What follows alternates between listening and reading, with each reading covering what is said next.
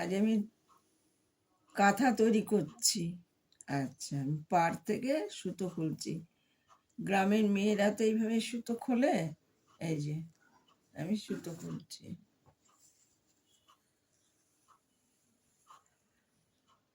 আমি এই সুতো দিয়ে কাঁথা সেলাই করেছি।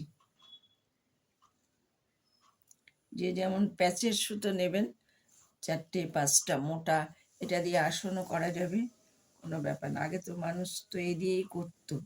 এখন তো হরেক রকম সুতো বেরিয়েছে, সেটাও বহুকাল, কিন্তু আগে মানুষ এইভাবেই সুতো দিয়ে আসন তৈরি করত।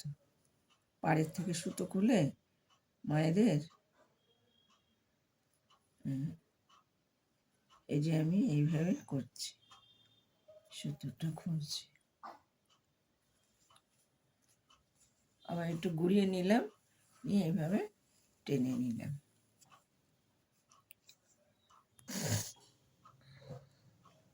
এই যে আমি 100 কাঁথা করেছি, বড় ছোট, এমনকি বম্বেও আমি কাঁথা পাঠিয়েছি তৈরি করে। আচ্ছা, আর কাঁথাটা আমি কি করে করলাম সেটা আমি দেখাচ্ছি।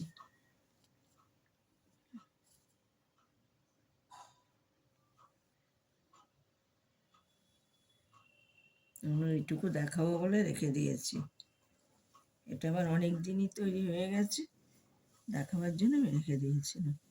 এই যে আমি কোঞ্চাটা কিভাবে করলাম, এইখান থেকে তুললাম, এইখান দিয়ে ঢোকালাম,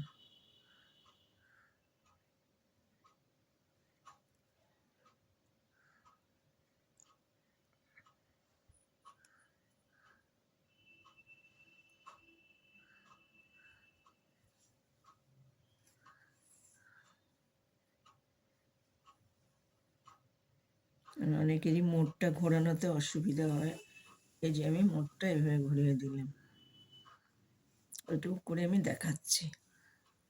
হয়তো ভাববেন কেউ করে রেখেছে আর আমি দেখাচ্ছি, সেটা নয়। আমি কাঁথা স্টিচ কাজও জানি, অনেক শাড়িতে কাজ করেছি, আমি দেখাবো পরে।